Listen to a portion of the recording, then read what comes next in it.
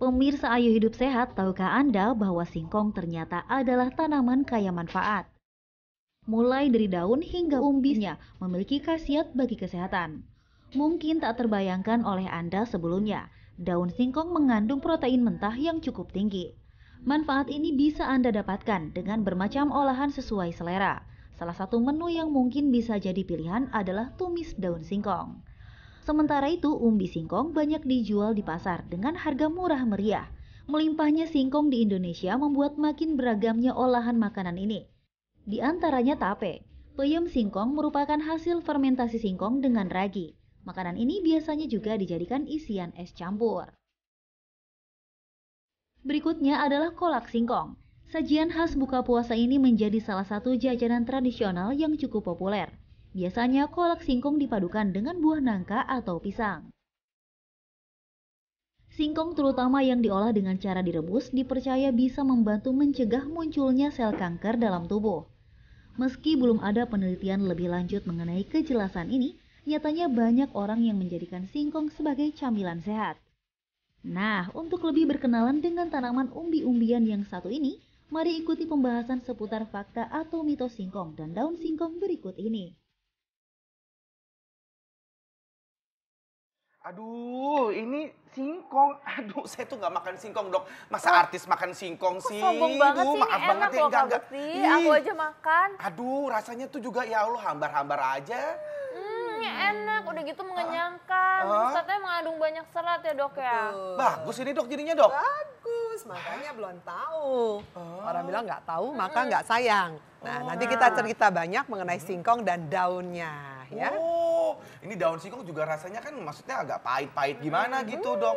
Tapi bagus, banyak sekali kandungan gizinya, jadi bagus untuk kesehatan. Oh, gitu. Dok, ini ada masyarakat bilang nih katanya kalau misalnya singkong ini dapat menyembuhkan kanker Dok. Ah, Ini masa? mitos atau fakta nih? Nah, Fakta atau mitos tuh, Dok? jadi kaget. Kagetnya aku, Dok. Masa sih, Dok? Ini adalah mitos. Oh, mitos. Ya, meskipun gini, di masyarakat itu beredar banyak sekali ya bahwa kanker ini bisa disembuhkan kalau kita makan singkong karena katanya mengandung vitamin B17. Tapi ternyata ini hanya laporan dari 1-2 kasus. Oh. Yang mereka lihat adalah si singkong ini dia mengandung yang namanya sianida. Suka mendengar nggak? Iya, Singkong tuh ada sianida. Nah, dia termasuk golongan sianida, B17-nya itu. Dan sianida ini kalau dilakukan tes pada sel kanker memang selnya mati. Iya. Tapi ternyata dilakukan penelitian pada sel yang lainnya, ternyata dia malah bisa merangsang terjadinya kanker kolorektal, kanker pencernaan usus dan juga kanker pankreas. Jadi tidak semua dia bisa digunakan, makanya sampai sekarang penelitian lanjutannya masih harus dilanjutkan lagi. Oke, Jadi singkong yang mitos. seperti apa nih tapi nih Dok yang mengandung sianida yang berbahaya? Nah, apa tanda-tanda singkong yang mengandung sianida? Biasanya rasanya lebih pahit. Kemudian warnanya suka lihat nggak? Singkong-singkong tuh ada yang biru-biru. Iya, betul, Ya, itu ada dia. biru Suka ungu. lihat, iya. Ya, biru ungu seperti itu. Nah, Itu diapain, Dok? itu sebaiknya dibuang ya, jangan dimakan. Dibuang, jangan dimakan. Itulah sianidanya. Betul, karena dia ada sianidanya di Oh, situ. gitu. Jadi apa namanya singkong-singkong yang seperti ada warna-warna Ungu-ungunya. seperti itu kebiru-biruan. Itu kulitnya atau di Di dagingnya, Dok? dalamnya, Di dalam dalamnya? daging ininya. Oh, Kalau ini kan dalam putih dagingnya. ya, paling cuma Iya, ini hitam-hitam putih. bekas Betul, ini- akar-akar kecilnya. Oh, hitam-hitam kuning. akar-akar kecil. Ya, Jadi ya. kalau ada biru-birunya, Biru dibuang aja, jangan itu dipakai. dibuang, jangan di. Itu efeknya apa, Dok? Kalau misalnya kita kemakan paling tidak kita nggak sengaja Ya, gitu, Dok. sianida itu adalah toksik, racun Ya, untuk tubuh kita ya, tergantung kadarnya. Kalau misalnya jumlahnya cuma sedikit, hanya 1 garis, 2 garis ya nggak apa-apa, tubuh kita bisa menganulir. Ya. Tapi kalau jumlahnya banyak, orangnya bisa menunjukkan tanda-tanda keracunan ya, yang mual, muntah, dan akhirnya kalau makin besar dosisnya ya mungkin bisa menyebabkan berarti hal-hal harus- yang jelek juga. Oh ya. my Harus God. dipilih-pilih ya Dok ya. Pilih, cari yang bersih. Ini ada fakta atau mitos lagi, Dok. Ini daun singkong itu memicu hipertensi. Fakta atau mitos, Dok? Mitos. Mitos. Ya. Jadi makan daun singkong banyak-banyak nggak hipertensi ya, Dok? Enggak hipertensi kecuali kenapa bisa makannya sama terasi di mana garamnya banyak ya, benar. Kalau digaramin gimana nih Dok? Kan garam kadang-kadang hambar nih katanya. Ya. Gimana Jadi tuh, Dok? gini, kalau daun singkong sendiri, kalau kita bilang hipertensi biasanya dikaitkan dengan kadar garam. Nah, garamnya ini tidak terlalu banyak, kadar Oke. sodiumnya cuma 76 mg per 100 gram. Padahal WHO mengizinkan kita makan garam kira-kira 1 hari itu 5 gram, berarti kan komposisinya nggak banyak. Yang jadi masalah, daun singkong ini karena rasanya hambar, seringkali ditambahin dengan sambel-sambel itu terasi. yang bikin, itu yang terasi. bikin jadinya malah Garamnya berat. banyak. Padahal itu Iya. enak ya dok ya. Betul sekali. Jadi kalau singkongnya aja, daun singkongnya aja tidak menimbulkan masalah. hipertensi. Oke. Jadi ternyata nih singkong sebenarnya nih kandungannya apa aja sih dok? Oke.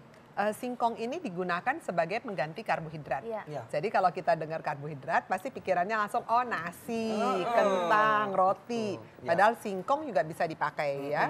Cuman memang kandungan proteinnya pada singkong itu lebih sedikit dibandingkan dengan nasi. Nah, Oke. makanya kita suka dengar anak singkong, anak singkong. Iya, iya, Itu betul. kan konotasinya nggak terlalu bagus ya. Nah, itu karena kandungan proteinnya memang lebih rendah dibandingkan dengan nasi. Oke, Begitu. berarti makan singkong secukupnya aja ya dok. ya? Secukupnya sebagai pengganti nasi ya. Jadi Nasi, jangan seperti ini. Saya pagi makannya nasi. Lauknya Nanti singkong. lauknya gitu. singkong. Ya, atau nanti bentar lagi habis makan nasi satu porsi saya makan lagi singkong gorengnya 2. Itu karbohidratnya jadi kebanyakan. Tambah. Iya. Dan karbohidrat ini digunakan sebagai sumber energi. Ya.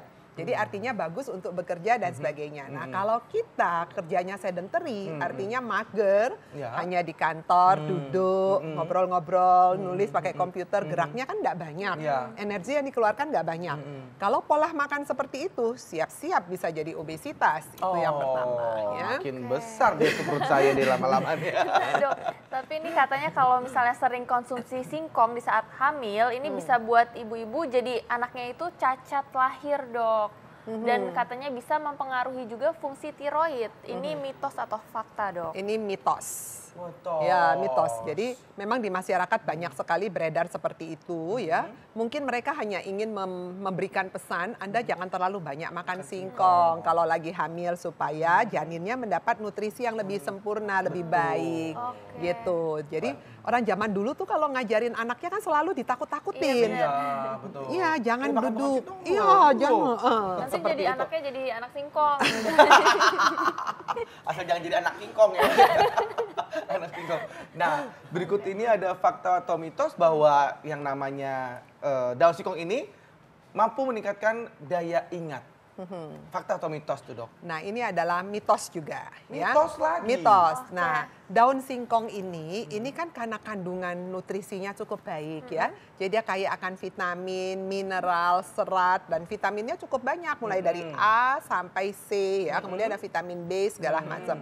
Tapi kandungan ini kan tergantung cara ngolahnya. Nah, kalau kita mengolahnya dengan cara direbus, bikin gulai daun singkong, apalagi orang Sumatera tuh suka daun ubi ditumbuk, pernah lihat enggak?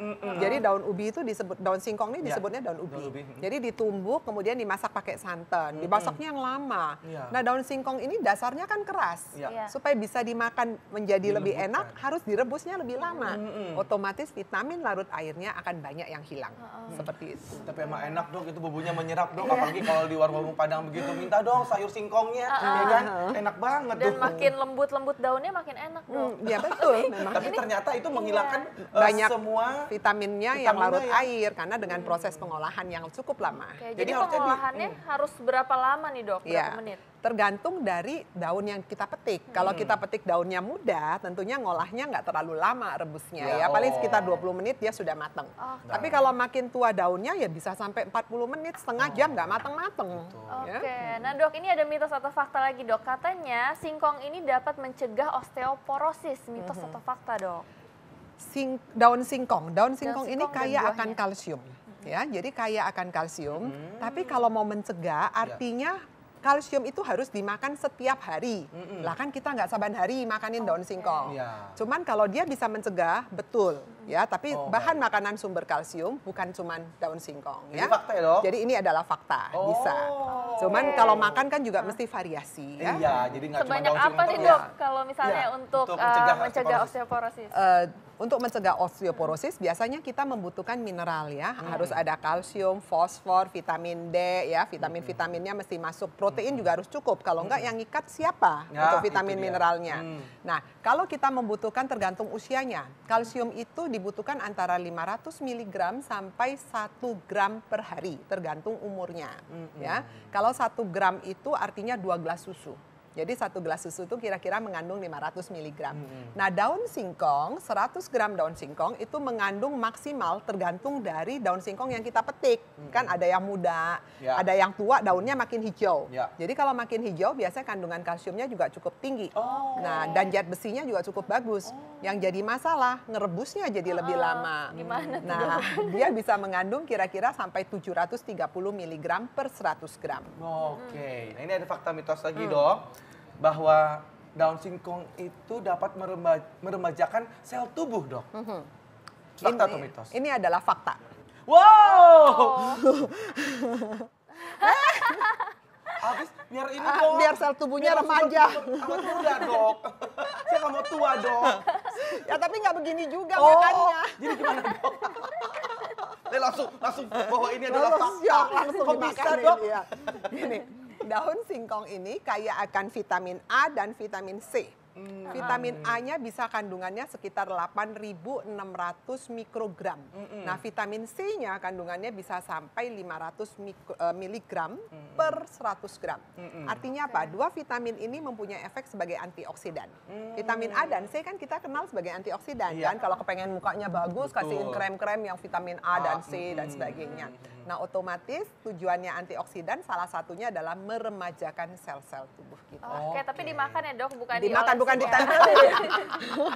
Ya, jadi harus di asupan makanan ya dok. Baik, tidak ditempel ya, bukan jadi masker ya, terus ditempel-tempel di sini ya, gitu ya. Oke dok,